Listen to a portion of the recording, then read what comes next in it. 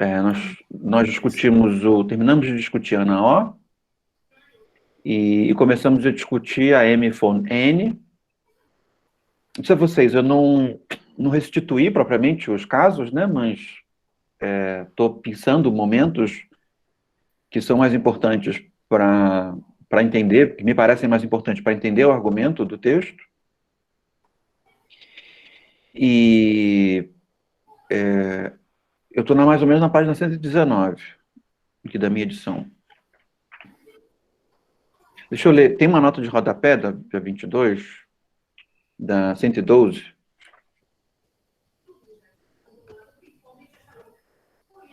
Eu estou ouvindo uma televisão. Desculpa, deve ser meu pai. Então vamos lá. Que é uma nota muito grande. E aí nós estamos na nota da página 112, que é a nota 22. Ele diz assim: como referimento aos dois traumas iniciais, a gagueira e o estalar da língua. Vocês querem perguntar? Eu não perguntei isso. Vocês querem perguntar alguma coisa sobre a conversa passada? Alguma coisa que foi aparecendo para vocês conforme vocês forem refletindo? Se aparecer, vocês me falem. O Daniel pedindo para entrar. Eu vou começar, se ocorrer vocês podem me interromper e a gente conversa sobre. A própria doente deu a explicação para esse êxito incompleto. Ela se habituara a estalar a língua e gaguejar toda vez que sobressaltava, de modo que, ao final, esses sintomas não estavam ligados apenas aos traumas iniciais. Aqui, oi, Júlia. Aqui nós estamos na dinâmica da catarse, né? Acho que ficou bem claro isso, de que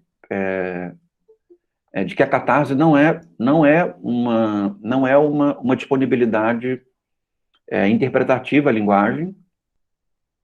A catarse é um modo de obter de maneira imediata relaxamento, obter satisfação. E na catarse, o elemento da sugestão ele é predominante, e o elemento da sugestão não é também uma disponibilidade interpretativa ao que o outro fala. A sugestão, ela substitui a vontade do outro por uma nova vontade, de tal maneira que esses elementos que imediatamente se tornam problemáticos ao sujeito sejam, como eu posso dizer, provisoriamente desativados. Percebe? Por sugestão, o Freud diz, pare de estalar a língua. Ela para de estalar a língua. Depois volta a estalar. Percebem? Então, são duas maneiras pelas quais os sintomas, na maneira como Freud entende, podem ser momentaneamente despotencializados. Um deles pela catarse, que é um pouco como gritar no travesseiro, né? Outro pela sugestão. E a hipnose, que nós discutimos tanto, ela é um tipo de terapia que se baseia na sugestão. Donde esse imaginário um pouco mais encantado, mais romântico, acerca de obtenção de resultados muito rápidos, sem uma lida elaborativa, né? Ou seja, como se fosse uma máquina, um computador, tira uma peça e põe outra. Ou um programa, né? Apaga um programa e põe outro.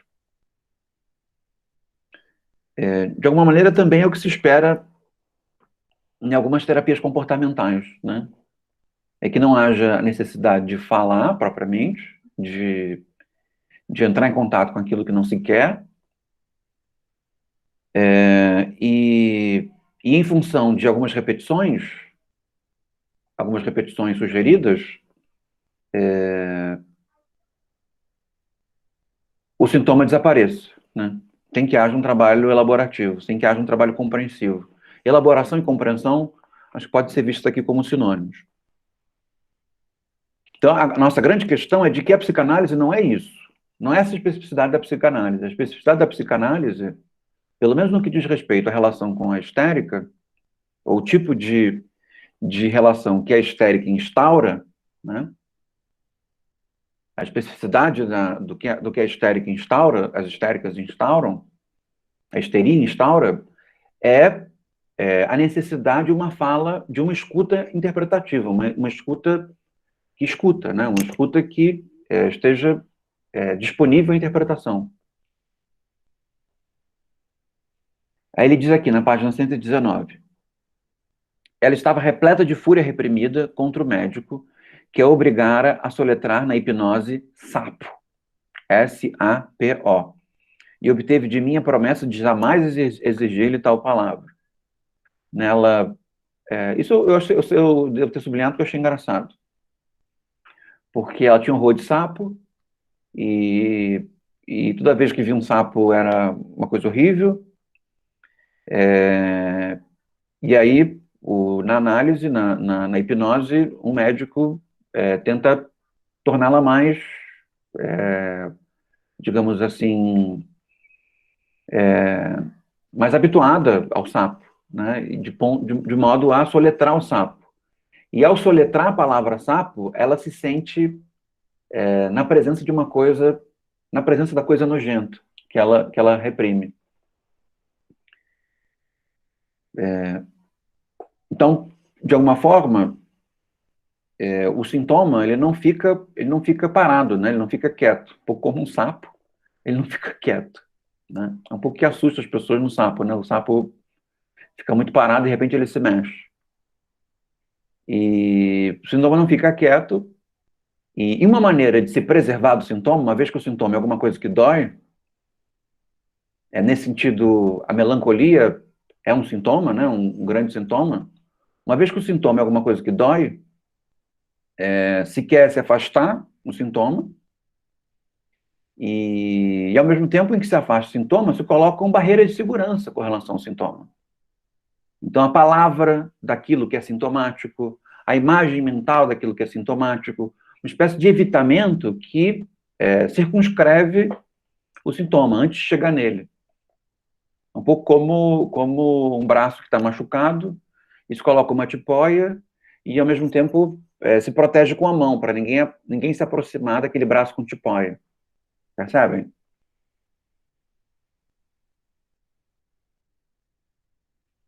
Tem uma expressão na página 120 para 121 que é interessante e bastante esclarecedora, em que o Freud fala que isso tinha, falando do sintoma, né?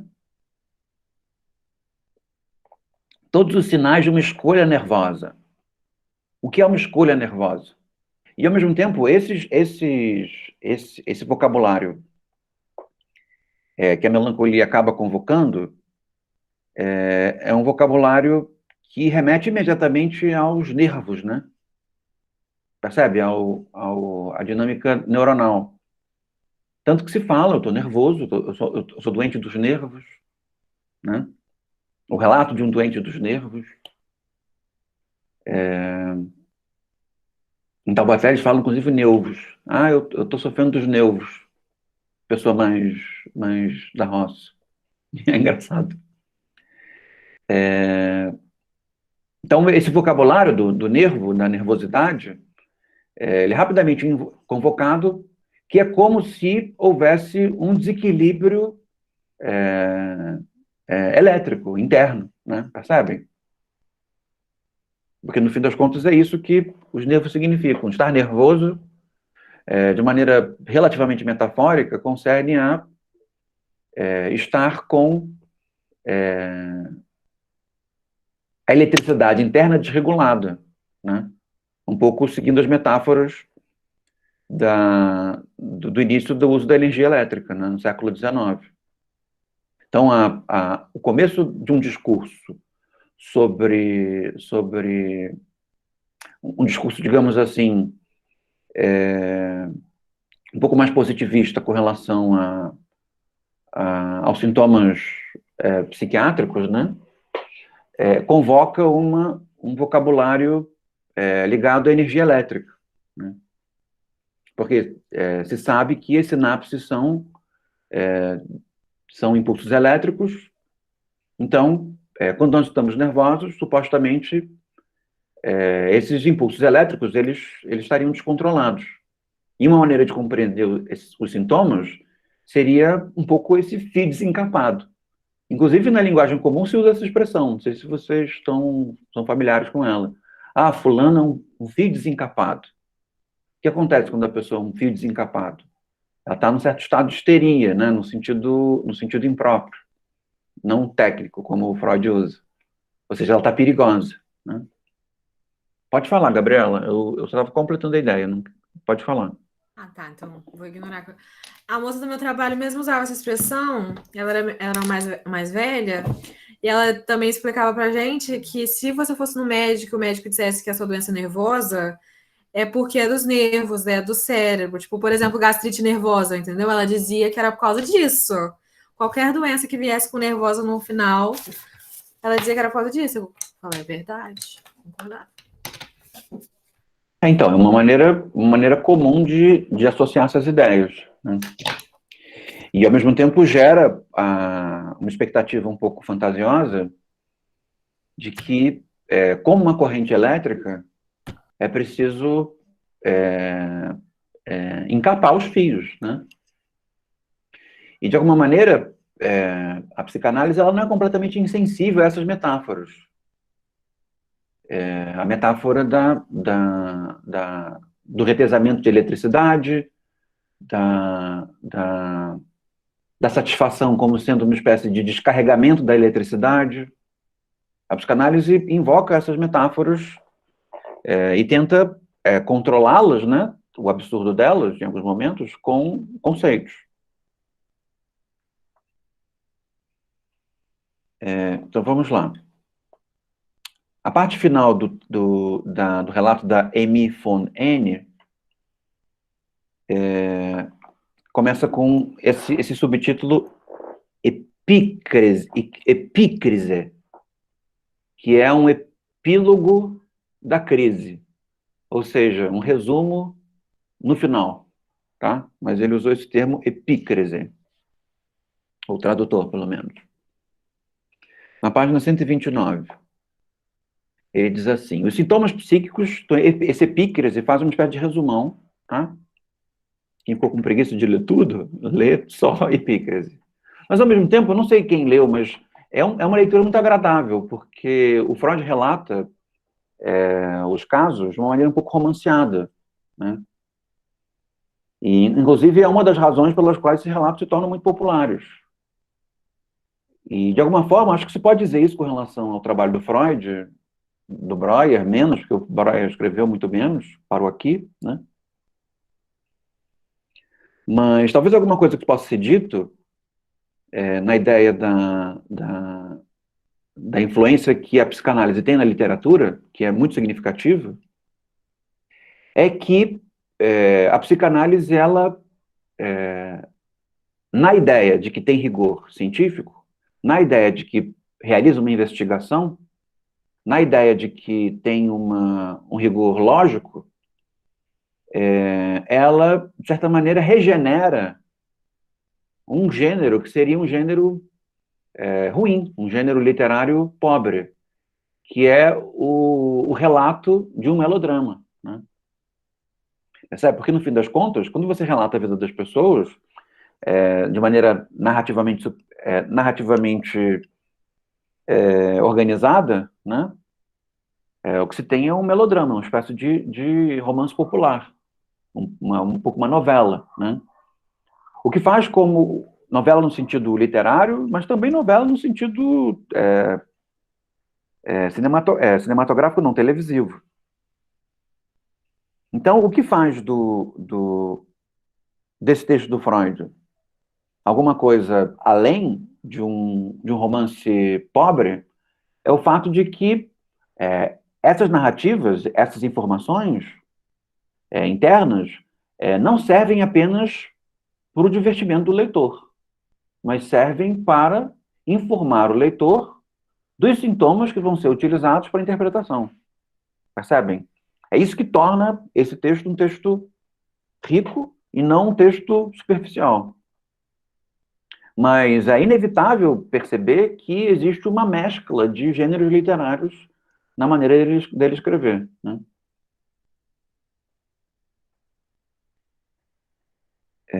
Então vamos na 120. Inclusive, nas acusações que o Freud sofre, já na segunda metade do século XX, que começa uma espécie de grande cancelamento do Freud, a segunda metade do século XX, principalmente a partir dos anos 60,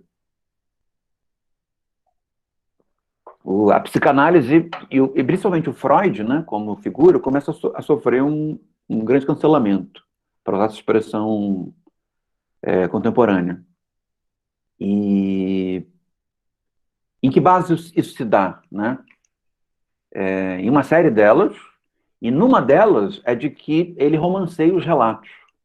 Então, se você vai em outras fontes, você percebe que em alguns momentos, comparando as fontes com o relato do Freud, o Freud altera alguns detalhes para tornar o relato mais interessante. Então, que ele transforma pacientes em figuras famosas. A Amy von N acho que não foi determinada, não tenho certeza.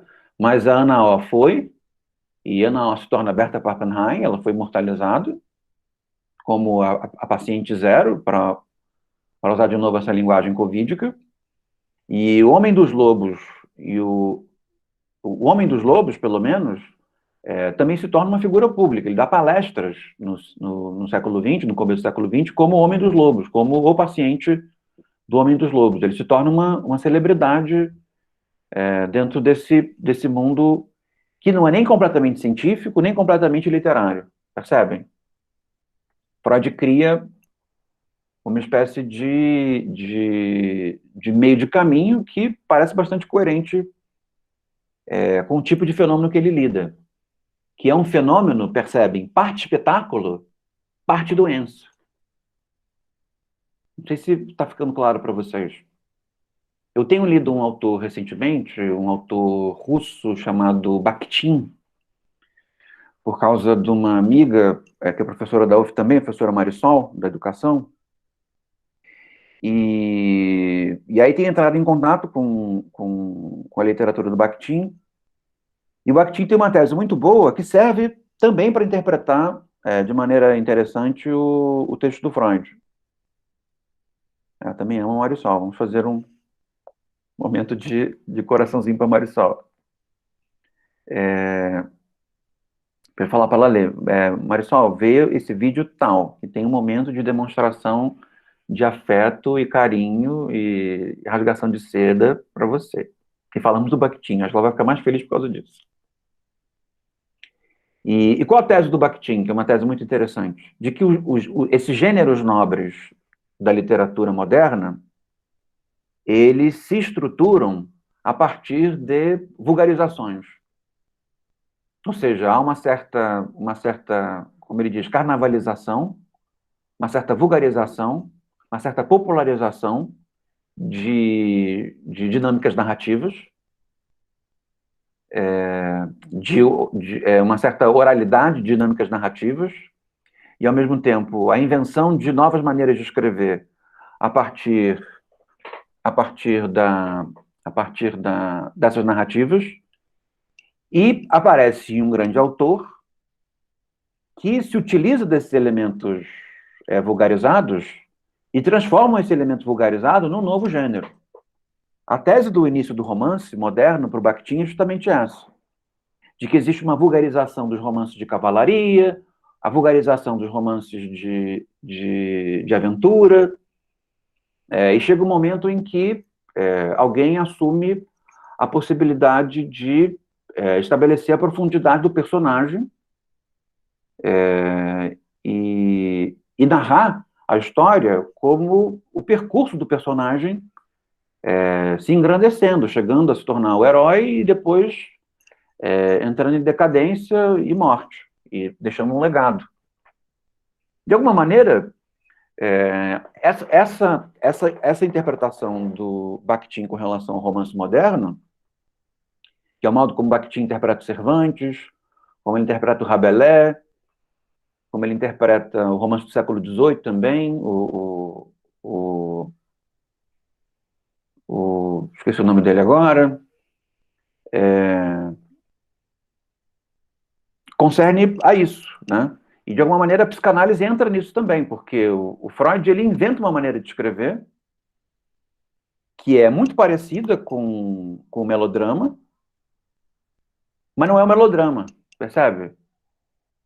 Porque é um relato clínico. Mas não é um relato clínico no sentido vulgar. E relatos clínicos são desinteressantes. Relatos clínicos não têm intenção. Relatos clínicos são relatos clínicos, né?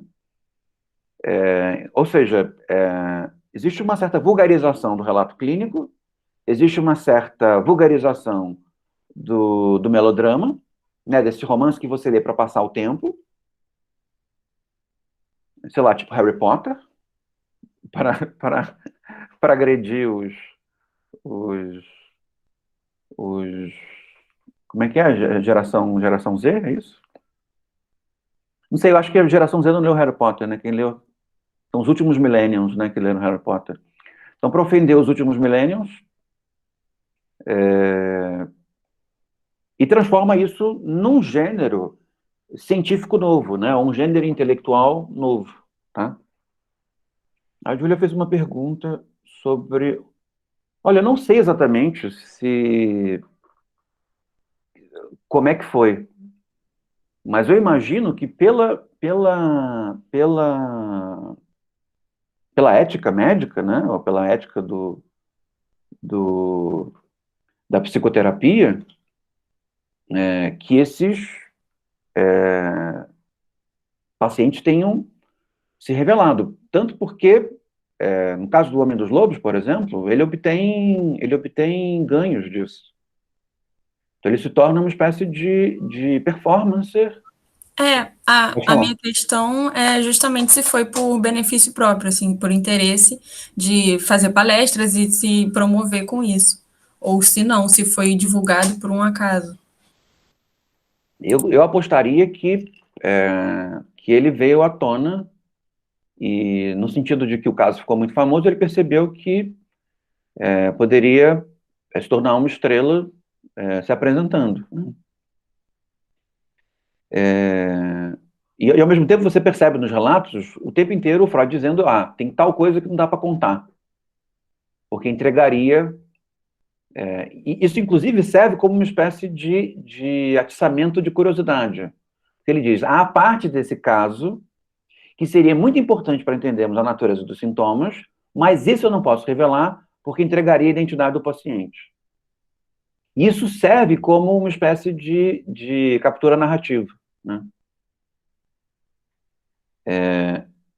Então, nesse sentido, se nós formos interpretar o lugar da histeria dentro... exatamente, ele acaba se tornando um dramaturgo, um romancista, na maneira como ele relata. E esse Ele, gênero inclusive, de ganhou um tonos... prêmio Goethe. Pode falar, Arthur. Ele, inclusive, ganhou um prêmio de literatura, um prêmio Goethe, reconhecido pelo escrito dele. E quando ele recebe, digamos que é uma espécie de prêmio, mas como todo prêmio, também é uma espécie de provocação, né? Porque ele não recebe prêmio Nobel, né? Ele pretendia receber o Nobel científico, né? Por ter inventado ou descoberto o inconsciente. No fim das contas, Freud é uma das figuras científicas mais importantes do século XIX, muito embora ele tenha, do século XX, né, da primeira metade do século XX, muito embora ele tenha sofrido muitas detrações. Então, recebeu o prêmio Goethe, que é um prêmio literário, e no discurso que ele faz com relação ao prêmio Goethe, que ele não vai receber em pessoa, né? Acho que é a Ana Freud que recebe no lugar dele. Ele concede também um pouco esse ressentimento de que a minha obra é entendida como uma literatura, mas no fim das contas não é o que eu queria, não é o que eu quero. Mas pouco importa o que ele quer. O que ele faz, e isso é mais importante para nós aqui, de certa maneira, é estar à altura da melancolia. Porque a melancolia não é simplesmente um fenômeno sintomático. A melancolia também é uma obra de arte, percebem? A melancolia ela é, ao mesmo tempo, ela pode ser uma obra de arte, uma bela obra de arte, uma grande obra de arte consistente, mas ela é uma obra de arte que é tão expansiva que ela é vulgar, no certo sentido. Porque, muito embora nem tudo seja melancolia, muita coisa é melancolia, e a melancolia pode ter representações bastante populares, né? De tal maneira que agora está tocando todo lugar que eu vou, sou perseguido por um sertanejo universitário cujo refrão é "Eu bebo cerveja". Não precisa encantar, por favor. Não quero ficar com a melodia presa na minha cabeça agora. Eu consegui escapar, só estou com a palavra do refrão. Te dou a palavra já, Rafael. Eu posso dizer que tem um traço melancólico. Eu não lembro exatamente do que ele está sofrendo, mas parece que ele está sofrendo e parece que é alguma desilusão e a cerveja o consola de alguma maneira, né? Não é uma melancolia especial, ao mesmo tempo não é uma melancolia que precise disputar talvez ela precisasse disputar por uma escuta interpretativa, porque quem ouve não interpreta, né? Simplesmente ouve como quem se entretém. Nesse sentido, a melancolia que a histeria veicula é uma histeria mais consistente, um pouco mais nobre, porque ela não quer simplesmente ser ouvida, ela quer ser escutada, ela quer ser ouvida e interpretada. Então, nesse sentido, o que Freud faz? De certa maneira, ele inventa um gênero que é parte investigativo, parte sedutor, né? E, de alguma maneira, esse gênero, ele está, num certo sentido, à altura do fenômeno que ele dá conta, que é o fenômeno da histeria, que é um fenômeno parte sintomático, parte espetáculo, percebem? Pode falar, Rafael. Não, em outra matéria a gente estava vendo é, umas pessoas que são que seriam sobre escrita, aí teria aqueles que são escritores e aqueles que são autores, e aí fundadores de discurso. E ele aponta o Freud como esse. Talvez ele teria ganho esse prêmio também por causa disso, ele foi apontado de uma forma quase que literária, né?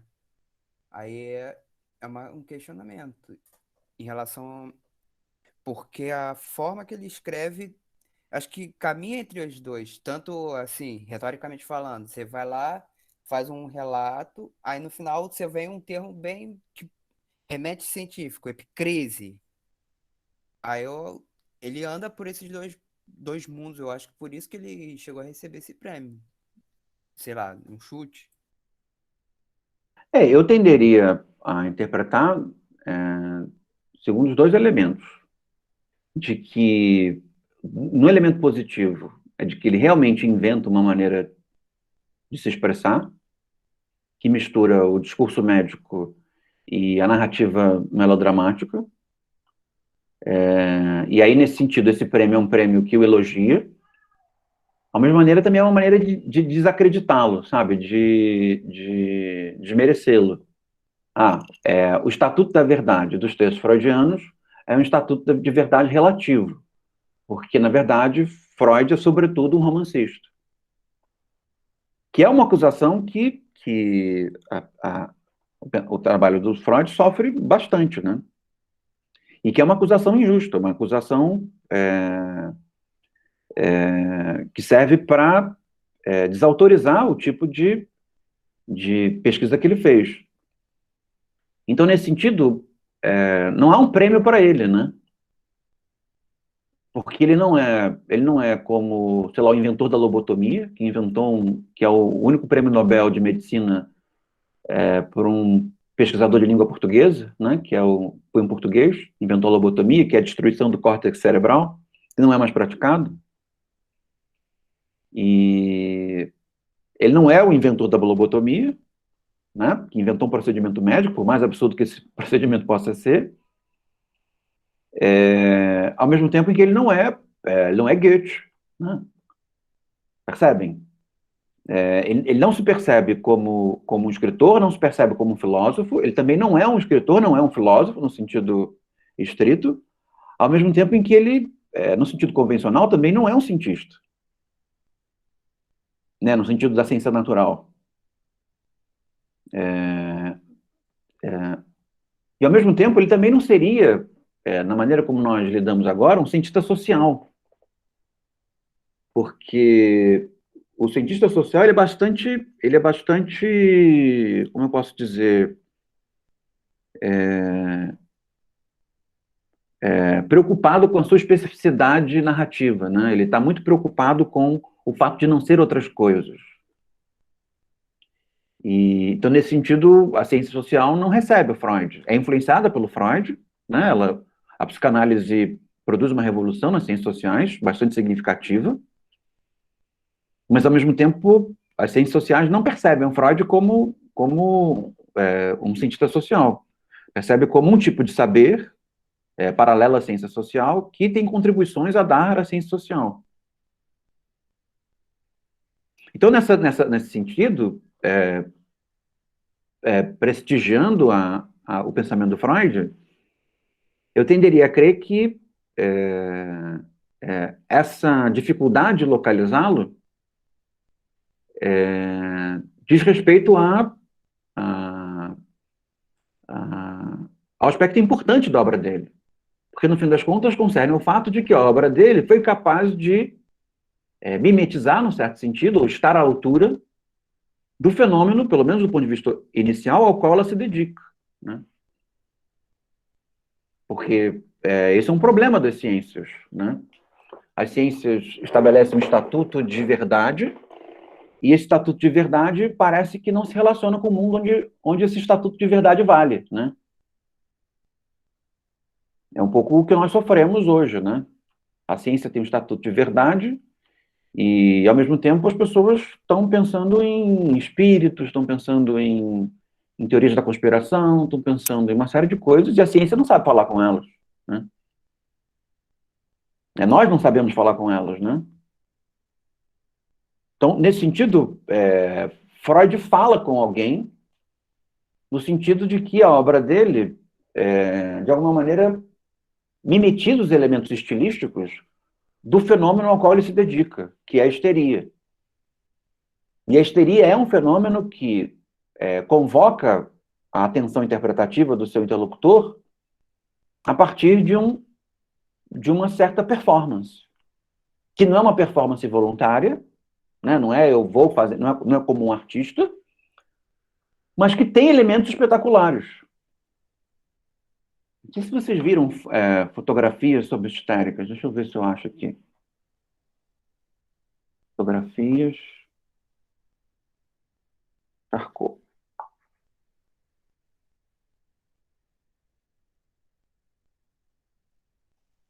Fotografias histéricas.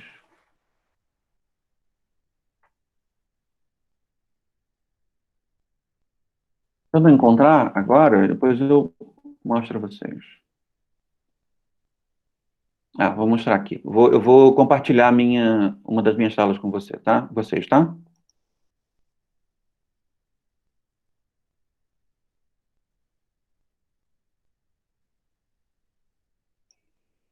Esse é um quadro popular do Charcot como histérica.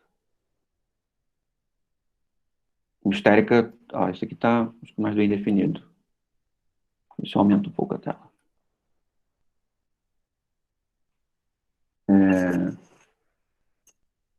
Provavelmente passou pela hipnose.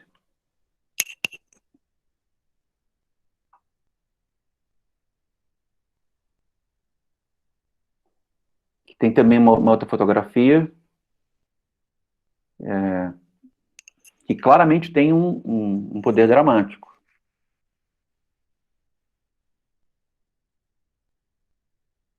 Aqui, a pessoa equilibrada, não sei se estou conseguindo perceber, que a foto não está muito boa, mas a pessoa equilibrada entre cadeiras. Um corpo rijo.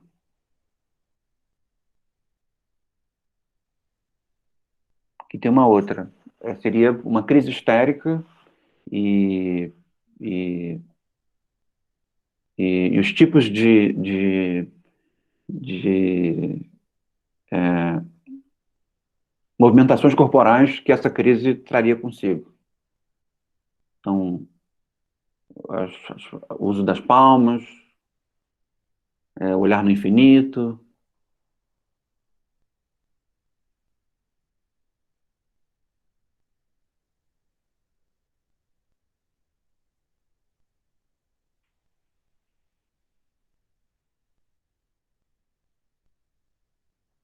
Acho que tá bom, né?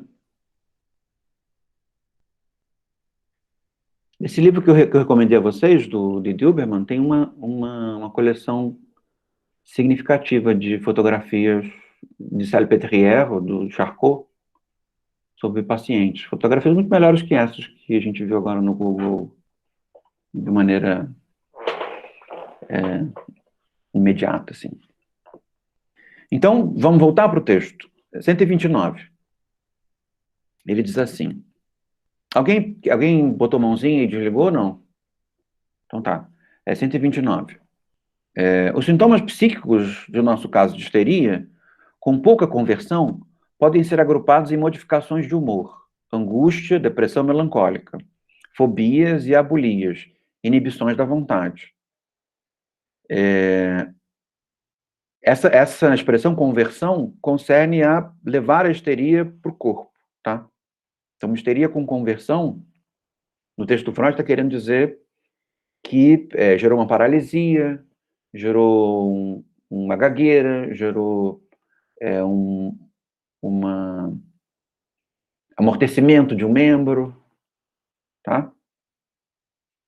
Então, a conversão diz respeito a isso, né?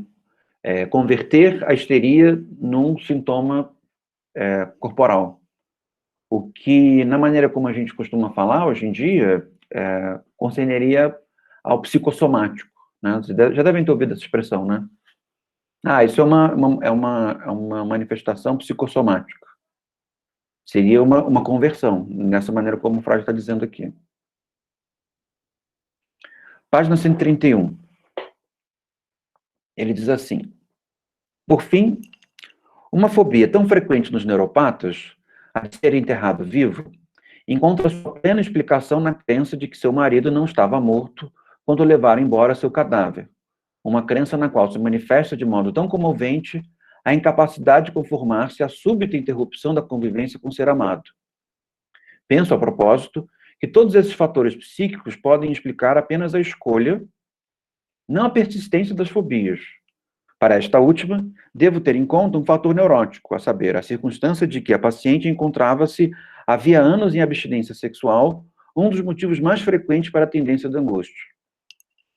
Nesse parágrafo, a gente já começa a perceber traços do elemento interpretativo do Freud com relação a esses sintomas, né? Ele começa a conduzir, começa a perceber nos casos uma precedência de um acontecimento sexual na raiz da sintomatologia, tá? Na raiz dos sintomas. Essa angústia, né, uma angústia literariamente bastante famosa, né, ou talvez o autor cuja obra se desenvolve em torno dessa angústia mais famoso seja o Edgar Allan Poe, né, que relata cuja noiva foi enterrada viva, e depois que ele soube, porque ele cismou que a noiva tinha sido enterrada viva, e aí ele cava, né, para tirar o caixão de dentro da terra, e aí quando abre o caixão, ela está com uma expressão corporal que não estava quando ela foi enterrada, ou seja, ela estava viva quando foi enterrada. E aí ele sabe disso, os cabelos embranquecem do dia para a noite. Esse é um fenômeno que existe, né? Sob forte estresse, né? Algumas pessoas perdem a coloração dos cabelos e se torna uma angústia dele, né? A angústia de, tal como a noiva, ser enterrado vivo. E faz com que ele se dedique obsessivamente a vários estratagemas de poder comunicar, caso ele seja enterrado vivo, que ele está vivo para ser tirado de dentro do caixão. Eu acho que esse tipo de angústia é menos frequente hoje em dia, né? Talvez nós confiemos um pouco mais na ciência e na capacidade dos médicos de verificarem quem está morto e quem não está. Mas quem sabe, né?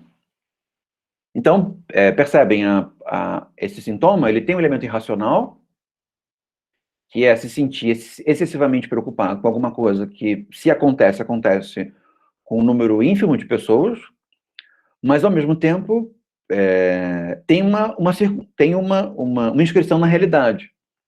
Percebem? O sintoma tem uma inscrição na realidade. É um pouco como ter medo de tomar vacina e morrer, né? E é alguma coisa que se relata, pessoas que ficam muito angustiadas de tomar uma vacina e morrer. É uma coisa que é mais fácil de ser atingido por um raio montando uma girafa e vestido de Batman, né? Uma coisa absolutamente fortuita, mas não se pode dizer como impossível, né? Então, essa impossibilidade da ciência afirmar o impossível acaba servindo como substrato de realidade para que um sintoma se estabeleça. Uma angústia significativa se estabeleça. Então, nesse caso, se vocês perceberem bem, a angústia, ela serve como uma espécie de remédio anti-melancolia. Percebem? Porque a melancolia, ela gera uma espécie de desfalecimento, mas a melancolia, ela pode ser convertida numa angústia que gera atividade. O Poe, por exemplo, ficava pensando várias máquinas diferentes, vários sinetes, várias formas de avisar de dentro do caixão que estava vivo. Nem toda angústia é ativa, mas existe uma certa dimensão da angústia que coloca a sensação de falta, e a tentativa de preencher a sensação de falta produz atividade, percebem?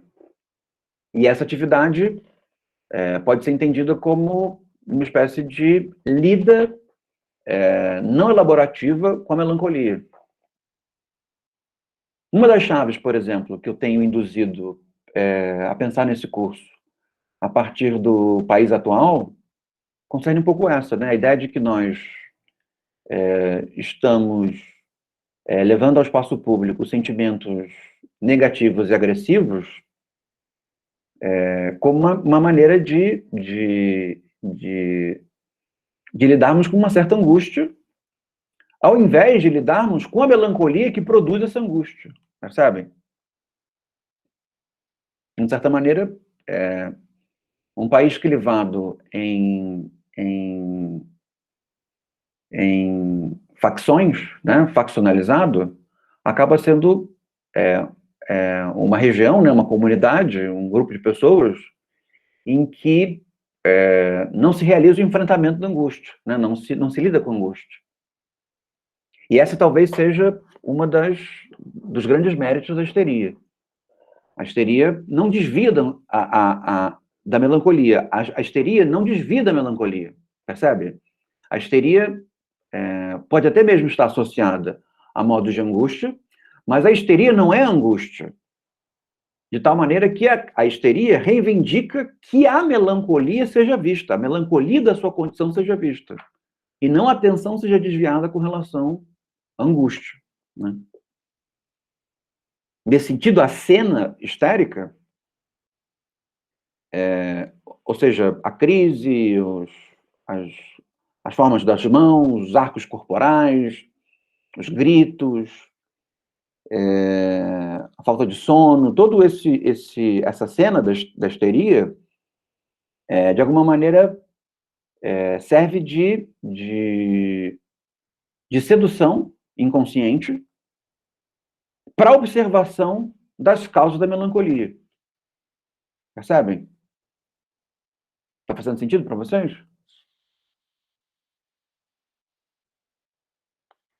Então, esse é um componente que está na histeria e é um componente que está no texto freudiano, que me faz dizer que o texto freudiano se constrói à altura do sintoma ou do fenômeno ao qual ele se dedica, que é a sedução. Percebem? É um texto que tem como um dos elementos prioritários a sedução. Mesmo sendo um texto científico, um texto discursivo, um texto investigativo, a sedução está presente nele.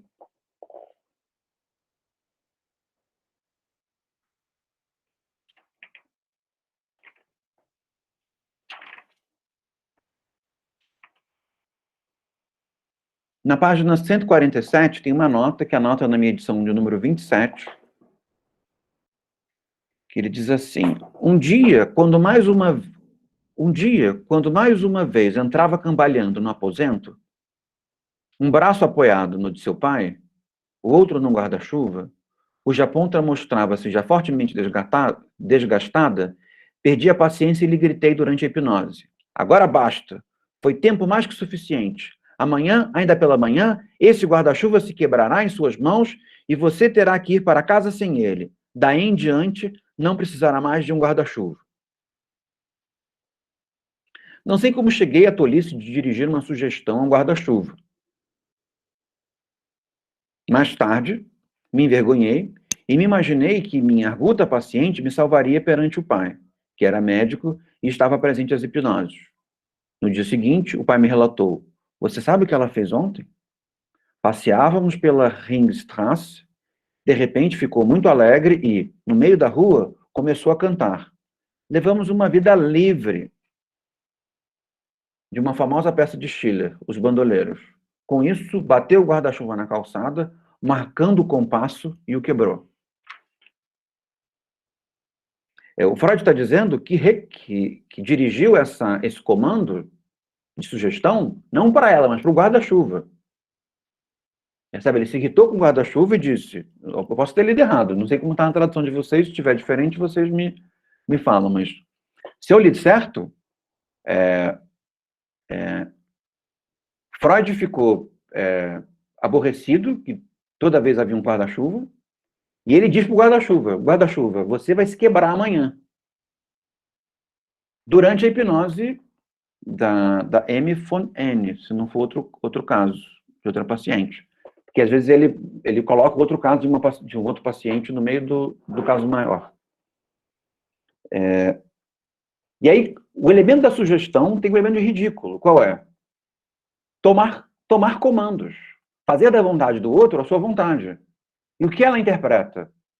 Ela escuta que Freud mandou o guarda-chuva se quebrar. Uma vez que os guarda-chuvas não se quebram, ela entende, para eu quebrar o guarda-chuva. Entenderam? Então, isso que é ridículo, às vezes acontece isso com a gente, né? A gente, animisticamente, dá comando para as coisas, né? Não está me ocorrendo nenhum exemplo agora, mas é a coisa mais comum do mundo. Então, dar comando às coisas, num ambiente de sugestão, torna explícita o ridículo da sugestão, que é transformar alguma coisa que é alheio num comando para você, né?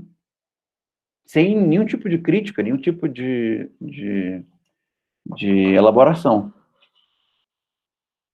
E, nesse sentido, o caráter superior da escuta interpretativa. E, ao mesmo tempo, da fala, que demanda uma escuta interpretativa. Porque quem está falando, buscando interpretação, quando ouve um comando, não obedece. Percebe? Quando ouve um comando, o que faz? Interpela acerca das causas do comando. No fim das contas, essa, inclusive, é uma das características fortes da histeria enquanto fenômeno.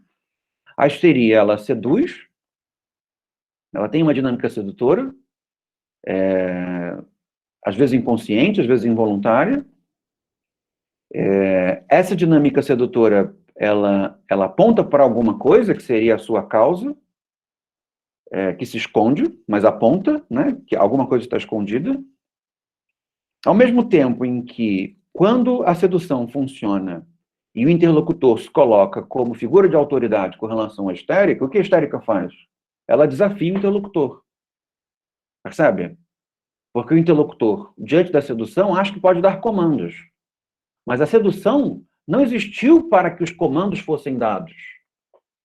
A sedução existiu para que houvesse uma escuta interpretativa. Percebem a especificidade?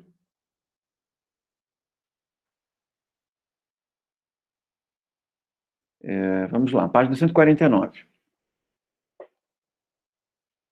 sei se eu consigo, acho que eu consigo dar exemplos contemporâneos com relação a isso no que diz respeito ao desconforto das mulheres na vida cotidiana brasileira contemporânea, né? Em que elas são acusadas de comportamento sedutor, né? E comportamento esse sedutor que justificaria as mais variadas sevícias, e do outro lado, a asserção, né, defensiva de que não é um comportamento sedutor. Se está pura e simplesmente, como eu poderia dizer, usufruindo de uma liberdade. Essa afirmação, usufruir de uma liberdade, pode estar ligada a uma indiferença específica, né? No fim das contas, eu não estou nem aí para o interlocutor, o que eu estou é querendo viver minha vida. Mas, numa outra medida, também pode ser querer dizer que eu quero a atenção do interlocutor, mas o que eu quero com relação ao interlocutor é que o interlocutor escute e interprete.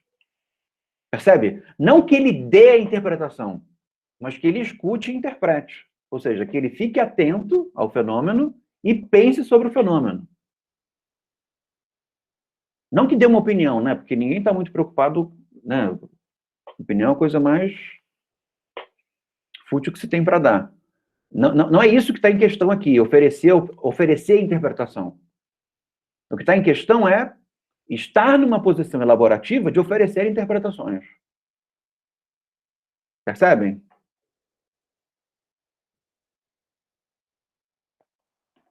Não sei como é que vocês ouvem essa analogia com uma questão contemporânea. Então, na página 149, diz assim: o êxito foi, no conjunto, bastante considerável, mas não duradouro. A tendência da paciente a adoecer de maneira semelhante, ao ser afetada por novos traumas, não foi eliminada. Por que isso, né? Porque o que ele conseguiu fazer com relação à paciente? Sugestões. Ele conseguiu... não conseguiu fazer com que ela elaborasse os sintomas ou que ele elaborasse o caso, né? Ou seja, a partir do momento em que ele se afastou, os sintomas retornaram. É como se pudesse dizer que ele não escutou suficientemente bem. A partir do momento em que o que ele foi capaz de oferecer não foi uma disponibilidade interpretativa, mas foram sugestões que desativassem os sintomas. Na página 150, ele diz assim: há pouco mencionei que na senhora von N, os afetos de grande número de vivências traumáticas pareciam conservados, e que uma viva atividade mnemônica trazia à superfície psíquica, ora esse, ora aquele trauma. Na página 151, ele diz: observei que em todas as comunicações íntimas feitas a mim pela paciente, faltava inteiramente o elemento sexual, o qual, no entanto, dá ocasião a traumas como nenhum outro. Essas duas citações, esses dois momentos do texto, que é um parágrafo depois do outro, nos trazem a um momento importante da nossa investigação sobre a relação entre a melancolia e a histeria, que é a dinâmica traumática, tá? De alguma forma, o que nos leva do ponto de vista histórico, a histeria, é que a histeria é uma inscrição de um certo tipo de fala melancólica, uma inscrição que reivindica um certo tipo de fala melancólica e reivindica a disponibilidade interpretativa com relação a ela. O interesse do Freud não é ser usado pela melancolia, muito embora ele seja, não é ser usado pela melancolia, usado pela histeria, para se tornar via de inscrição da melancolia. Muito embora ele tenha sido, né? Digamos, como um espírito que ocupa o corpo de alguém, o Freud aqui é meio cavalo, né? É o cavalo da histeria, né? Mas não é o que ele quer. O que ele quer? Ele quer decifrar a charada. Tá? E que não é simplesmente oferecer uma interpretação, mas é entender um fenômeno oferecendo um conceito. E qual é a diferença entre a interpretação e um conceito? O grau de abrangência e de consistência, né? O conceito é mais denso, mais consistente, esclarece mais do que uma mera interpretação. E se alarga num número maior de acontecimentos. O que Freud quer oferecer como um conceito para esse fenômeno? Parece, e é interessante, lendo aos poucos, que vai percebendo que ele vai oferecendo, digamos assim, peças do que ele vai montar mais tarde. E isso faz parte, inclusive, dos elementos pelos quais o Freud é reconhecido na cultura popular. Que é dizer que a melancolia, ou o tipo de melancolia que a histérica sente, tem origem num trauma sexual. Tá? Esse digamos assim, o momento em que Freud perde a paciência com a histeria, né? Para dizer assim. A histeria quer uma escuta de disponibilidade interpretativa, ele oferece essa escuta de disponibilidade interpretativa, mas a disponibilidade não é infinita, né? Não tem essa expressão popular, né? Minha paciência não é de Jó. Ele não tem a paciência de Jó. Quando que a paciência dele acaba? No momento em que ele julga que decifrou a causa daquilo que ele está escutando com disponibilidade interpretativa. E qual é a causa que ele vê? A causa que ele vê é um trauma sexual. E aí, qual é a natureza do trauma? Qual é a natureza do fenômeno do trauma? O trauma não é alguma coisa que acontece, pura e simplesmente. É alguma coisa que acontece e é rememorado. Tá? É isso que o Freud percebe, e não só ele, né? De maneira geral, a psicopatologia entende o trauma de maneira semelhante. Então, o trauma não é quando você dá o chute na pedra. Tá? Quando você dá chute na pedra e quebra o dedo, ali é o acidente. Tá? Ali que você se deu mal. Vai sentir muita dor, tudo mais. Estou falando de maneira alusiva, tá? Quando que o trauma acontece? Depois do momento que você esquece que chutou a pedra e lembra, olhando para uma outra pedra, uma situação parecida, putz, chutei aquela pedra. Ou utilizando esse animismo que o Freud invoca para falar do guarda-chuva, essa pedra se colocou na frente do meu pé. Percebem? Não tem isso. Falo muito isso de briga, né? O sujeito leva a pior na briga e ele diz assim, mas eu dei uma narigada na mão dele e a mão dele ficou toda doída. É mais ou menos isso. Ou seja, há uma rememoração em que há a predominância do elemento passivo, né? Há uma passividade diante do mundo, de tal maneira que houve um momento em que o mundo me machucou, né? De maneira geral, isso é interessante e é importante para estudar a temática do trauma. E o lugar da temática do trauma dentro da psicanálise. De maneira geral, o que a psicanálise acaba dizendo com relação à formação da subjetividade é que, de um certo sentido, tudo é traumático, né? Tudo que se passa é potencialmente traumático. Porque nós não nascemos preparados para o mundo. Tem a ver com se colocar no lugar de vítima. Talvez o lugar de vítima possa ser entendido como uma espécie de reforço da posição traumática. A posição traumática não chega a ser lugar de vítima, mas é a percepção de que nós, diante dos acontecimentos, dos acidentes, da imprevisibilidade, nós estamos à mercê. O que se chama, né, se eu estou certo, como lugar de vítima, é produzir um discurso sobre a impotência de estar à mercê. Percebe?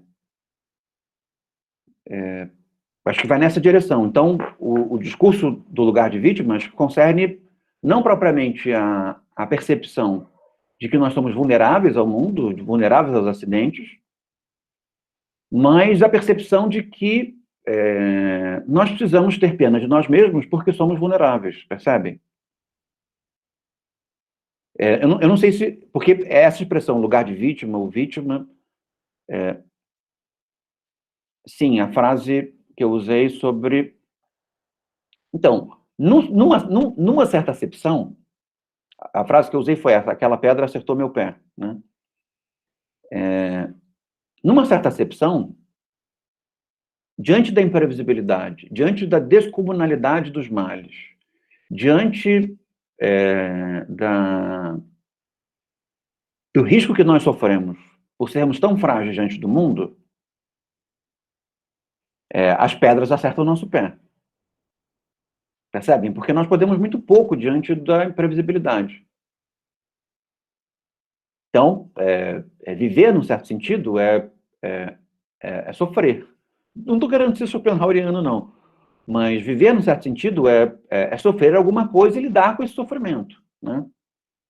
E em lidando com essa dor, nós vamos nos protegendo delas, de tal maneira que nós estabelecemos, digamos assim, uma oscilação eficiente entre proteção e vulnerabilidade. O que me parece que diz respeito ao se colocar no lugar de vítima, concerne a tomar esse fato, que é o fato da nossa vulnerabilidade, como alguma coisa que pode servir de origem a um discurso acerca da suposta pena que nós deveríamos sentir de nós mesmos. Percebe? Porque eu poderia dizer, o mundo pode me matar quando for. Né? O mundo pode me matar quando for. Pode me matar com um meteoro, pode me matar com um vírusinho, pode me matar com violência, porque as pessoas são violentas, né? Ou eu mesmo posso escorregar e cair, bater a cabeça e morrer. E por que eu posso cair e escorregar? Porque eu sou burro e atrapalhado? Não, porque o mundo é cheio de riscos. Sabe? Agora eu poderia dizer, tadinho da minha existência. Tadinho de ser quem eu sou. Que pena que é ser quem eu sou. Eu sou tão frágil que eu não tenho como viver, porque há muitos perigos. E é importante que olhem para mim e reconheçam que aqui vai alguém à mercê de perigos. Eu acho que o que se chama de vitimização, colocar-se no lugar de vítima, tem a ver com isso. Não tem a ver com reconhecer o fato de que o mundo é o espaço dos riscos. Mas assumir um determinado valor acerca do fato de que o mundo é o lugar dos riscos. Tá? Acho que é uma maneira boa de esclarecer esse ponto. E aí, voltando para o trauma e para a psicanálise. Então, de maneira geral, tudo que nos acontece, ou pelo menos quando nos acontece pelas primeiras vezes, pensando quando nós somos bebês, por exemplo, tudo é traumático. Porque nós não estamos prontos para nada, né? Nós vamos nos tornando prontos para aquilo que nós já passamos.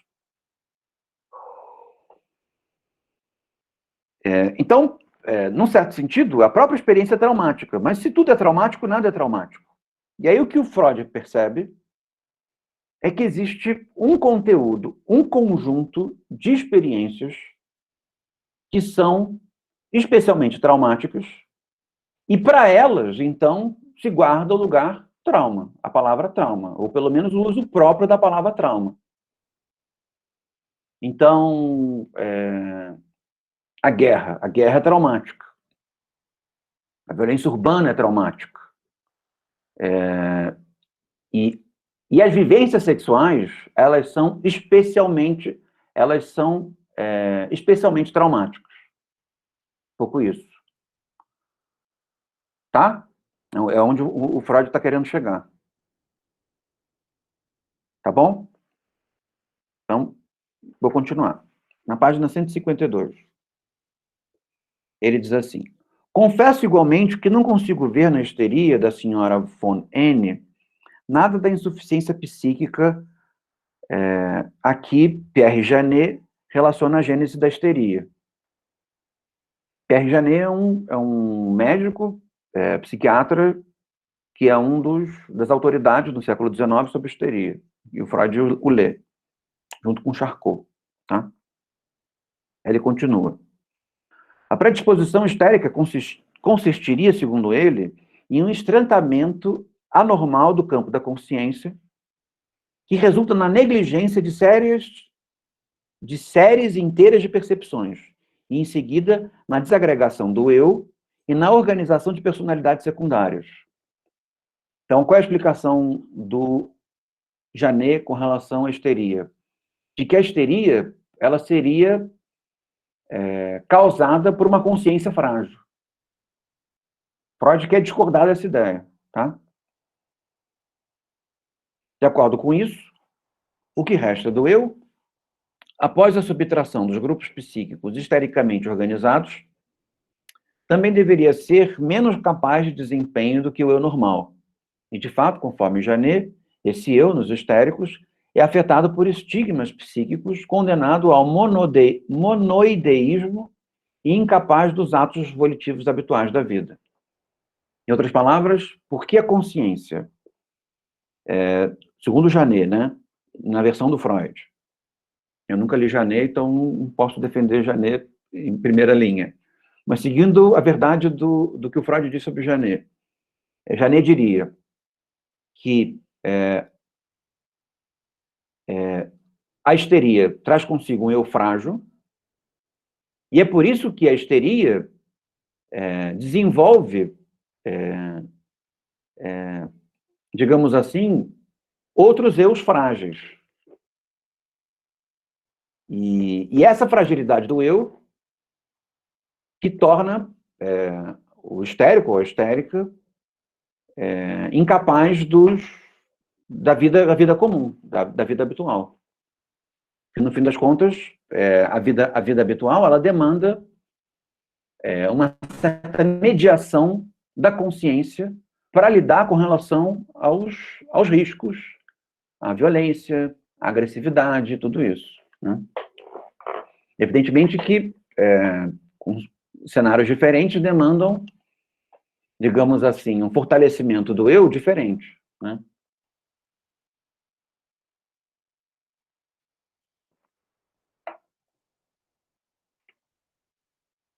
Página 28, na página 154, na nota 28, tem uma nota que eu circulei. Ele diz assim: alguns anos mais tarde, ele citando o fim da relação dele com a relação de terapia com a Amy von N. Ele diz assim: alguns anos mais tarde, encontrei, numa reunião de naturalistas, um médico proeminente da mesma região da senhora M, a quem perguntei se a conhecia e se sabia algo sobre o seu estado de saúde. Fofoqueirinho, né? encontrou o médico lá, ela falou assim, você é da região de fulana? Como é que tá fulana? Aí ele, sim, conhecia, ele mesmo a tratara por meio da hipnose, e ela havia encenado com ele. E com muitos outros médicos, a mesma peça que encenara comigo. Havia chegado em condições lastimáveis, recompensar o tratamento hipnótico com êxito excepcional para, em seguida, de súbito, se indispor com o médico, abandoná-lo e, mais uma vez, ativar toda a dimensão de sua doença. Era autêntica compulsão à repetição.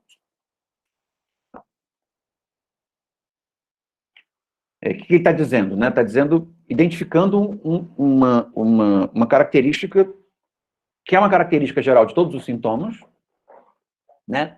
Sintomas têm uma compulsão à repetição, é por isso que são sintomas. Não há sintoma que não se repete, né? Todo sintoma se repete. E o sintoma da histeria, até encontrar, digamos assim, essa disponibilidade interpretativa, e que essa disponibilidade interpretativa, segundo Freud, seja eficiente em ser capaz de decifrar as causas da histeria, o que a histeria faz? Ela busca, seduz, em função dessa disponibilidade interpretativa, e em não sendo oferecida, ou sendo oferecida sugestão, sendo oferecida mando, sendo oferecida autoridade, o que ela faz? Ela cede e depois frustra. Perceberam? Ou seja, dá a impressão de que aqueles comandos foram eficientes, para depois frustrar a autoridade, mostrando que os sintomas voltam, logo aquela autoridade não faz o menor sentido. Então, nesse sentido, a histeria funciona como uma espécie de sedução e frustração ao lugar de autoridade. Então, de uma certa politicidade da histeria, né? Está fazendo sentido para vocês? Tá? Por favor, Rafael, pode falar. Bom, nesses casos eu só não pesquei essas coisas. É que, por exemplo, nessa da frustração, né? Nessa daí, por exemplo, na da Ana O, eu não pesquei muito a frustração do Breuer em relação a sugestão, de que ela estava meio que muito pouco insugestionada, porque o Breuer não coloca muito a hipnose assim em questão. E nessa eu já vi a questão no Freud. Só que eu não peguei essa de tipo, ele dava muita sugestão e as coisas voltavam, mas pra mim ele pareceu uma hora que ele deu a sugestão e funcionou. Aí agora eu tô vendo que não deu. Deu um plot aqui que ela pulou de doutor em doutor. No caso da Ana O, a frustração ela é mais conhecida a partir da história do caso, né? E não tanto pelo relato, você está certo. Mas o que acontece? O Breuer se apaixona pela Ana O, eles têm relações sexuais, e isso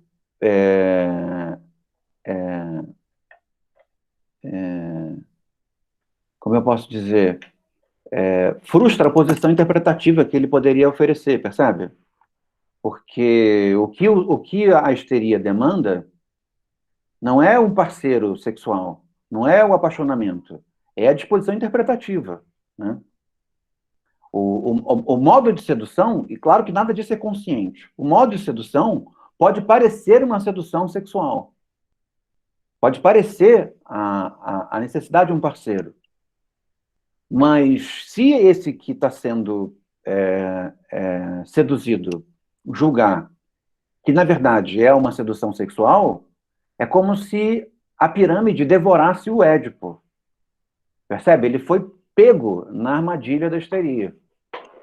De tal maneira que a possibilidade de oferecer uma posição interpretativa ficou frustrada, né? Ou seja, esse lugar de autoridade foi transformado num lugar de como é que se diz? De romance, né? Esse é o ponto. Foi transformado numa posição de romance, ou seja, a autoridade ela foi humilhada, num certo sentido. Porque, no fim das contas, o que o fenômeno, o sintoma, verdadeiramente demanda?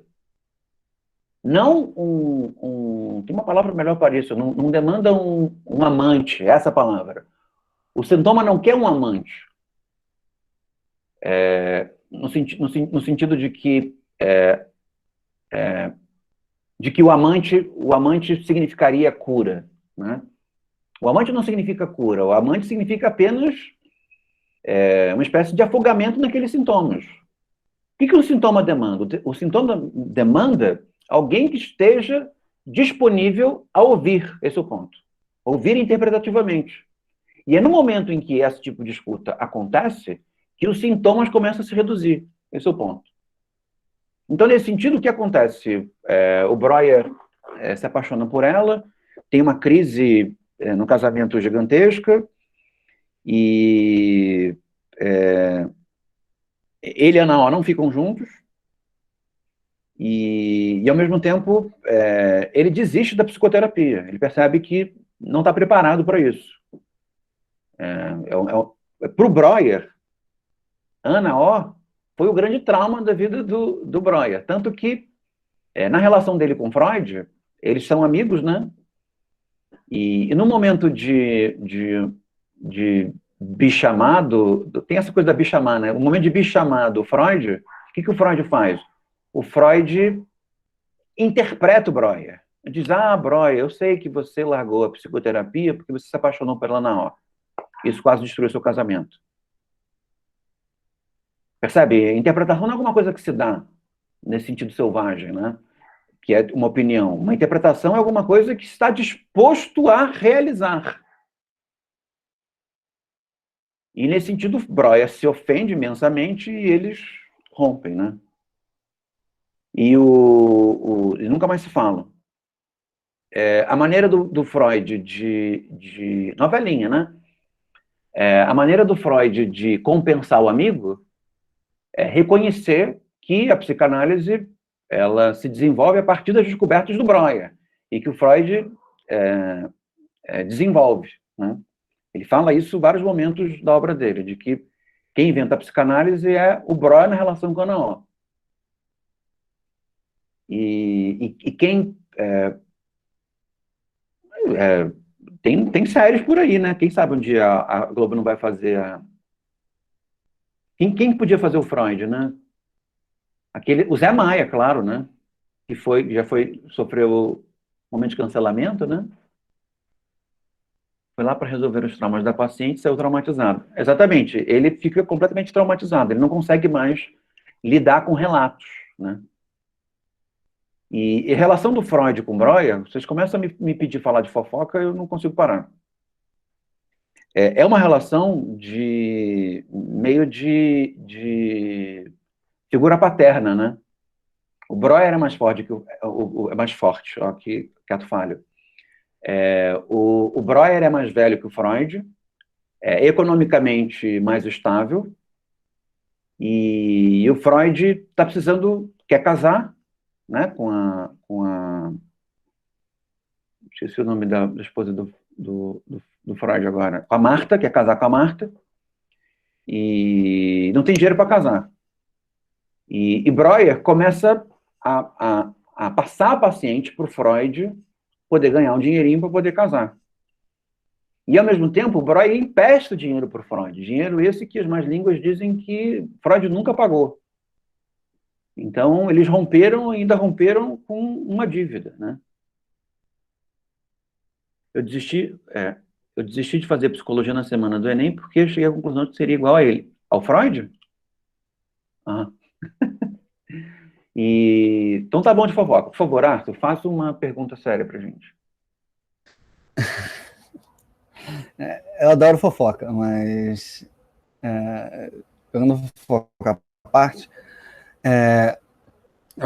uma coisa interessante que ressoa do que você está contando aí, da frustração, né, que você tem com essa paciente que a sugestão não funciona, é interessante como existe uma dinâmica de poder interessante, em que a suposta autoridade do terapeuta em tentar resolver o problema a partir da hipnose, ela não funciona. Porque a autoridade da resolução do problema não está nele, mas na histérica, que quer ser interpretada. Né? A própria... essa é uma questão interessante. E principalmente como isso se repete, né, diversas vezes, ou seja, os diversos terapeutas vão tentar solucionar o problema, eles não conseguem. Então, quem tem o poder de fato nessa relação? A suposta autoridade do terapeuta ou a histérica, né, que está exigindo isso? No fim das contas, digamos que um processo conceitual consistente só começa a se desenvolver a partir do momento em que o terapeuta, o médico, admite a autoridade da histérica sobre ele. Percebe? E voltando ao caso da Naó, é isso que a posição de amante frustra. Porque a posição de amante, de certa maneira, humilha o terapeuta, né, porque ele não ficou na posição de terapeuta, ou seja, não é capaz de ficar na posição de terapeuta, ele cede aos poderes da sedução, ao mesmo tempo que também frustra a autoridade da histérica com relação a ele. Porque a histérica deixa de ser alguém que vai ser ouvida para se tornar amante. Né? Então, quando os dois se tornam amantes, existe uma frustração da autoridade de ambos. Então, não se transformar em amante e, ao mesmo tempo, não se iludir com a força da sugestão, consolida uma autoridade da histérica com relação ao médico. E essa autoridade, ela é, digamos assim, recompensada pelo esclarecimento conceitual. E é nisso que o Édipo decifra a esfinge. Percebem? Essa recompensa. A recompensa é decifrar a esfinge. Essa, digamos, seria a recompensa de permitir que a histérica assumisse um lugar de autoridade nessa relação, ou seja, que ela falasse e o terapeuta, o médico, ouvisse e interpretasse. Não simplesmente ouvisse, mas ouvisse com uma disposição interpretativa. Então, de uma certa maneira, se pode dizer que a psicanálise é a recompensa de historicamente se ter permitido que a histérica exercesse uma posição de autoridade com relação ao Breuer, e ao Breuer não, porque deu errado, mas com relação ao Freud. Né? E o grande caso do Freud a gente vai ler mais para frente, é o da Dora. Não são esses casos todos do Freud. Se vocês repararem, vocês que já leram o texto inteiro, tudo aqui dá meio errado. Né? Eles não estão sabendo muito bem o que eles estão fazendo. Então eles estão meio que narrando equívocos, né? Eu estou costurando. Pode falar. Tem um que acho que é Caterina. A impressão que eu tenho é que é só uma fofoca que ele queria ouvir e analisa ela no meio do processo, né? É só um caso frustrado de uma análise incompleta. Né? E o Freud não para nisso, porque tem essa, mas quando ele está mais idoso, acontece a mesma coisa, e ele faz a mesma coisa, e transforma isso em texto. Ele está também subindo uma montanha, também aparece uma jovem camponesa atraente, e conta o relato para ele muito rapidinho, ele faz uma interpretação e tudo dá certo, e ela sai curada. E ele chama esse caso, né, de uma análise selvagem, e aí, de maneira jocosa, se utiliza isso como uma espécie de vício, né? Que não ser capaz de reprimir as próprias opiniões, as próprias interpretações. Ou seja, ficar oferecendo análises selvagens. Né? O Breuer parece fingir bem que deu certo, porque para ele dizer que não deu certo, ele precisaria trazer informações que ele não quer trazer, né? Que a gente fica sabendo por outras vias. São mulheres. Tanto que esse é digamos assim, o X da questão da histeria no século XIX. Charcot descobre, ou percebe, que a histeria não é um fenômeno exclusivamente feminino. Tá? Ao contrário, porque a histeria, além dela ser um fenômeno, a histeria também é um fato cultural do Ocidente, que é atribuir às mulheres, em função do ciclo menstrual, um descontrole intrínseco. Tá? Tanto que histeria vem de esteses em grego quer dizer útero. Então, até hoje na cultura popular se diz isso, né, de que existe uma espécie de fenômeno ligado a isso, e que é especialmente temível, né? A cultura popular explora muito isso. O século XIX começa a deixar um pouco de lado essa dinâmica cultural e começa a perceber um fenômeno com relação à histeria. E conceitualizar do ponto de vista médico o que seria esse fenômeno. E o Charcot, como um dos grandes médicos do século XIX, especializado na matéria, admite que a histeria não é um fenômeno feminino, é um fenômeno que também ocorre em homens. Mas apesar de Charcot e o Freud e o Breuer admitirem que a histeria acontece com homens, os casos são quase todos femininos, né?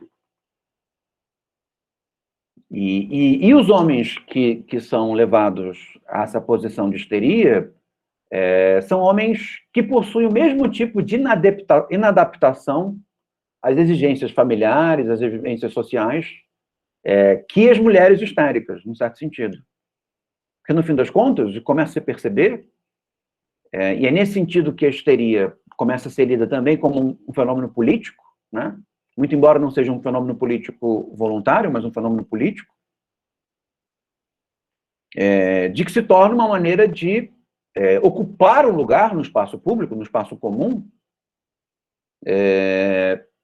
resistindo, entre aspas, porque não é deliberado, à posição de mãe, de noiva, de esposa, de enfermeira, de cuidadora, e dos homens, de pai, de provedor, percebem? Esse é o ponto. Tanto que, nos casos em que o Freud lida com histéricos, o Freud prefere, ao invés de caracterizar, que são casos posteriores, ele prefere caracterizá-los não a partir da histeria, que ele começa a abandonar como hipótese psicopatológica, e começa a preferir a neurose, né? Que é um outro nome que a psicanálise populariza, né? E todo mundo fala sobre isso hoje em dia. Tá bem, Lavínia? Então, é interessante perceber que, sim, são mulheres, porque a dinâmica resistente com relação ao fenômeno da histeria é uma relação de resistência cuja força restritiva recai especialmente sobre as mulheres. Esse é o ponto. E se não caísse sobre as mulheres, a histeria, então, seria um problema de homens, percebe? Se recaísse só sobre mulheres negras, então a histeria seria um fenômeno de mulheres negras. O ponto de que a histeria, no século XIX, ela é um fenômeno ligado à obtenção de disponibilidade interpretativa para grupos que são submetidos, né? E isso não quer dizer que todos os histéricos adquiriram esse tipo de lugar, né? Como eu disse no começo da leitura, aqui, no máximo que você vê são mulheres bastante poderosas, né?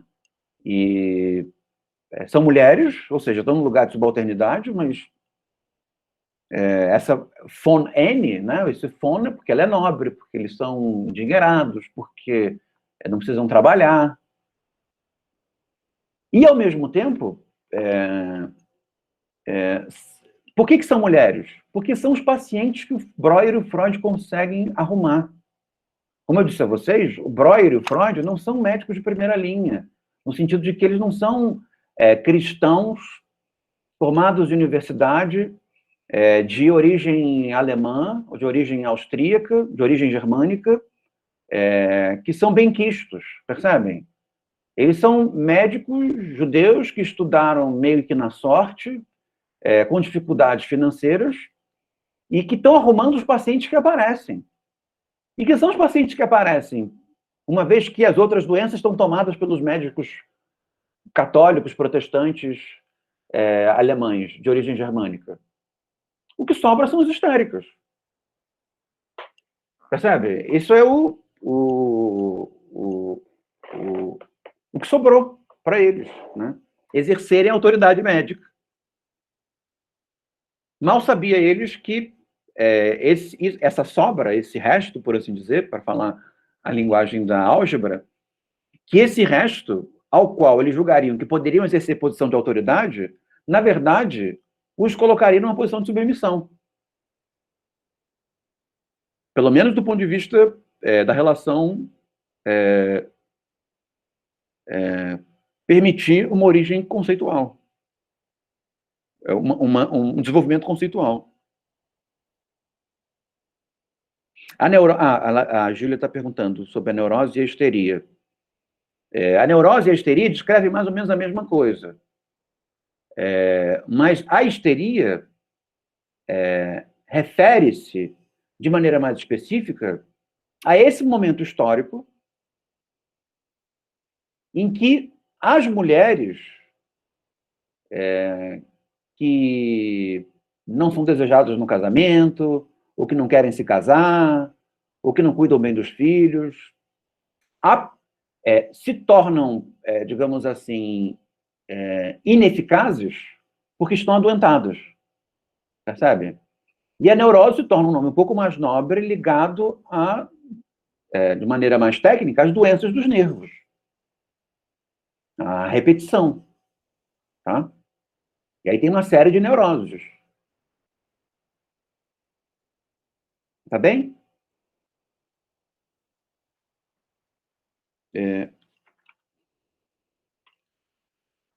Vamos começar, então, o terceiro, que é a Miss Lucy R., de 30 anos. Alguma questão, gente? Mais alguma questão? Não?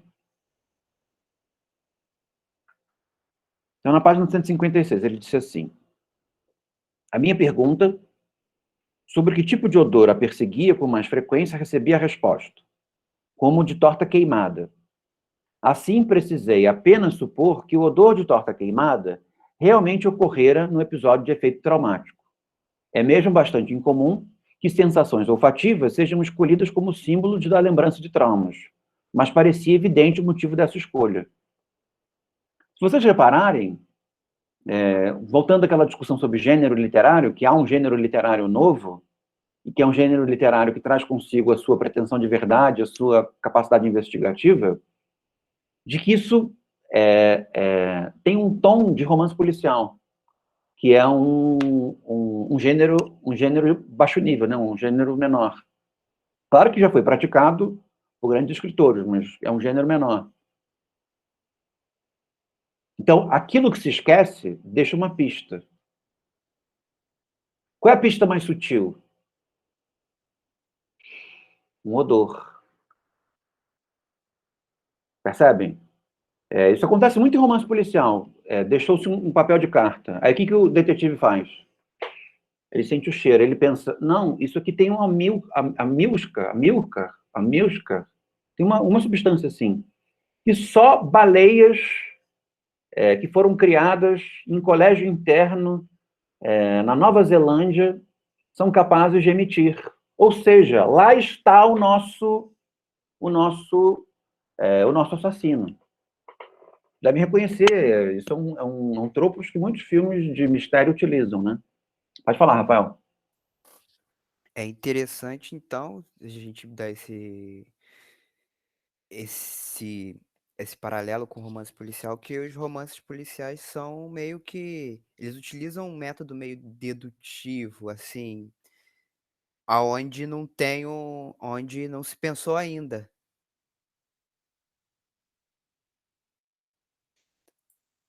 Sim, é isso mesmo. É utilizar pistas para decifrar a causa.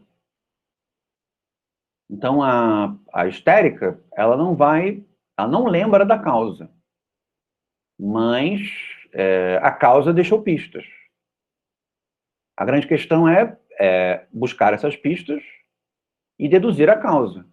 De tal maneira, um pouco como o Scooby-Doo, a Gabriela acabou de lembrar, no momento em que você começa a relatar, o culpado se entrega.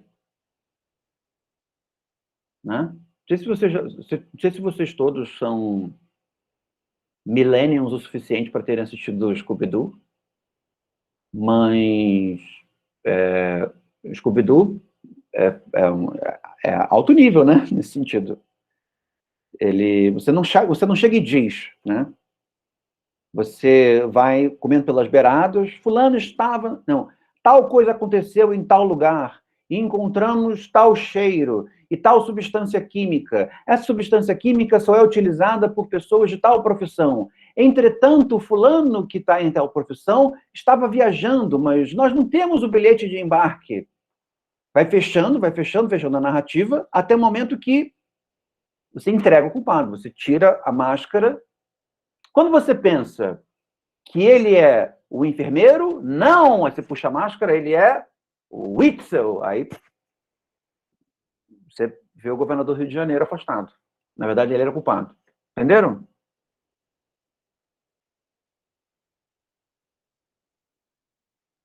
Foi igual a Velma, exatamente. A Velma é o psicanalista, né? No Scooby-Doo. O Sherlock Holmes é o psicanalista. O psicanalista é o detetive. E nesse sentido também que o psicanalista, o analista, que o Freud está começando a se transformar, ele não oferece as interpretações. Ele está disponível a realizar interpretações. Por que você não interpreta e só realiza as interpretações? Pense em termos scooby-doodianos. Se é que nós podemos transformar isso num conceito. Por que você não oferece as interpretações antes de saber a causa? Pense em termos Scooby-Doo, pelo amor de Deus.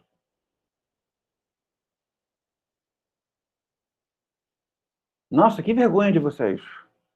Eu vou embora. Porque senão o culpado escapa.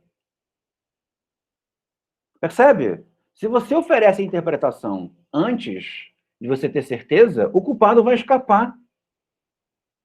Você só pode oferecer interpretação quando você sabe o que é o culpado.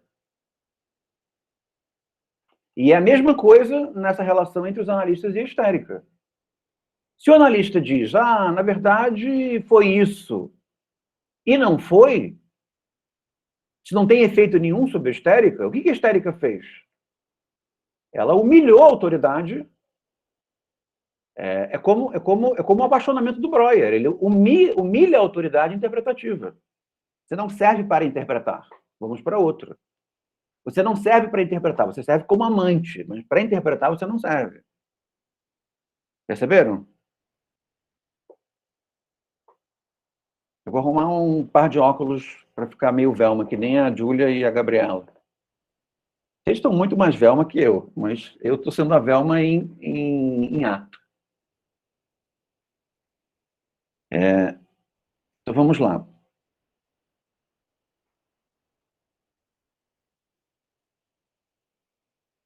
Na página 160, o Freud fala sobre a coisa do toque e da hipnose, né? Eu comentei isso em umas aulas passadas, a gente tem referência. O cabelo da Gabriela está igual ao da Velma. Página 161. Ele diz assim, os doentes ainda não tinham aprendido a deixar sua crítica repousar. Haviam rejeitado a lembrança emergente ou a ideia que os assaltara, porque a tornaram por inútil, uma perturbação interveniente, mas depois que a comunicavam, sempre se verificava que era certa. Vamos avançar. Na 167 tem uma expressão interessante, que são afetos contraditórios. Os afetos contraditórios servem um pouco como pistas, tá?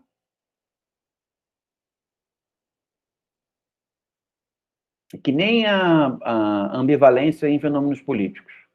Funciona um pouco como pista. Você quer saber o que está errado? Você procura o que é ambivalente, né? 168. Ele diz assim: o conflito dos afetos havia levado o momento à condição de trauma, e como símbolo deste, ficara-lhe a sensação olfativa ligada a ele, né? A torrada. Percebe? A sensação olfativa serve como pista para se determinar como pista deixada pelos afetos conflitivos. Então, como eu sei que aquela situação deixou um afeto conflitivo? Ela deixou um cheiro que serve como índice para esse afeto conflitivo. Perceberam? Que nem falando de maneira mais vulgar, tipo o assassino serial que deixa uma carta de baralho em cima de cada crime, né?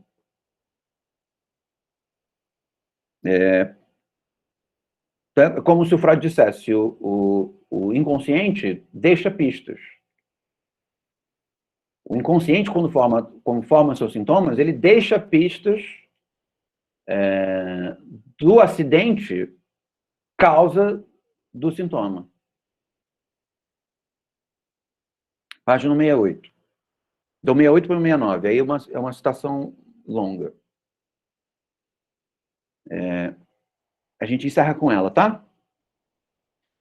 Ora, pela análise de casos semelhantes, eu já sabia que, para a aquisição de uma histeria, uma condição psíquica é indispensável, a saber, que uma ideia seja intencionalmente afastada da consciência e excluída da elaboração associativa.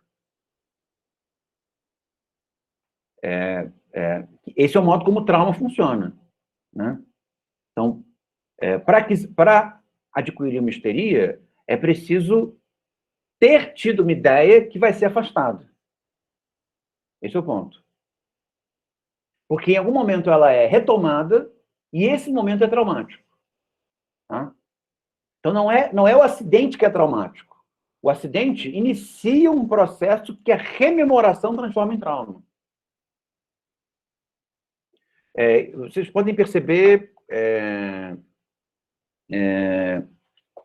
na opinião pública recente, né, em que mulheres maduras vieram a público para falar sobre antigos acontecimentos de violência sexual, por exemplo, né? E uma das maneiras de interpelar essas mulheres, no sentido de desacreditá-las, é justamente isso, dizer, por que vocês esperaram tanto tempo, né? Como assim, né?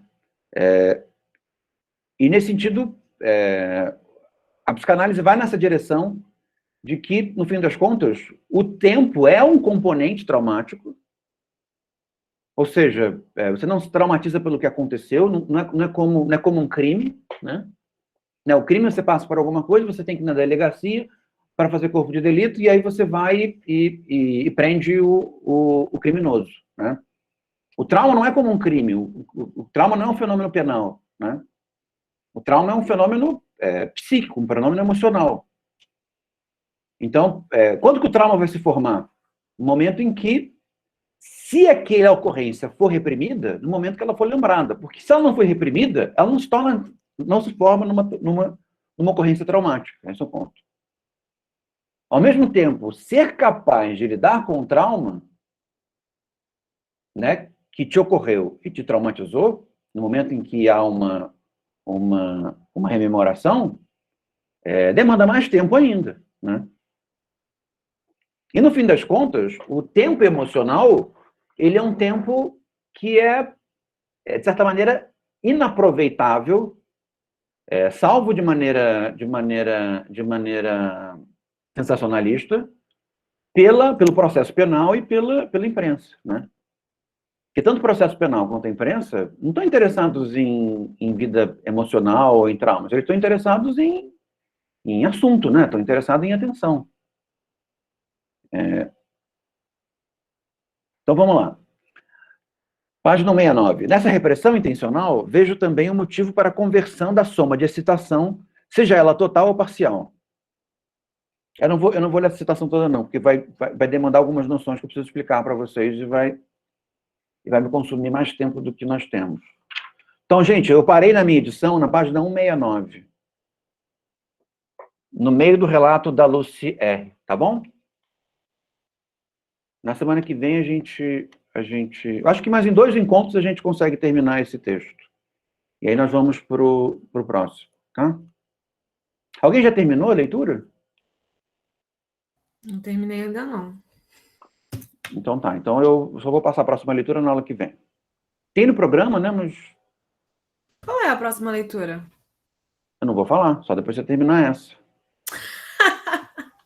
Eu vou te dizer. Esse aqui, Você ó. não sabe, né? Não, eu tenho aqui do lado.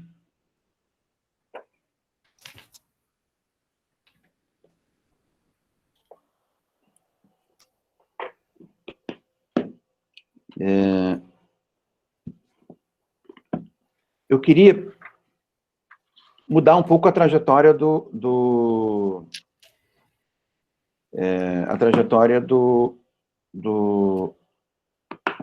escritura da obra, mas não vou fazer isso não.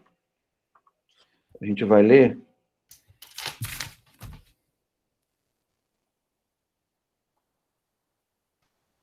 a Introdução ao Narcisismo, que é um texto de 1914.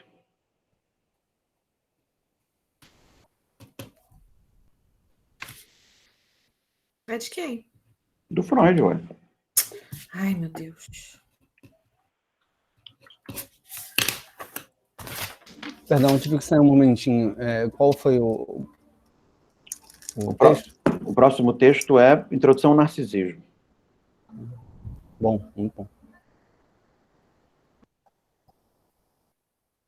Então, gente, obrigado pela atenção. Boas leituras. Tá?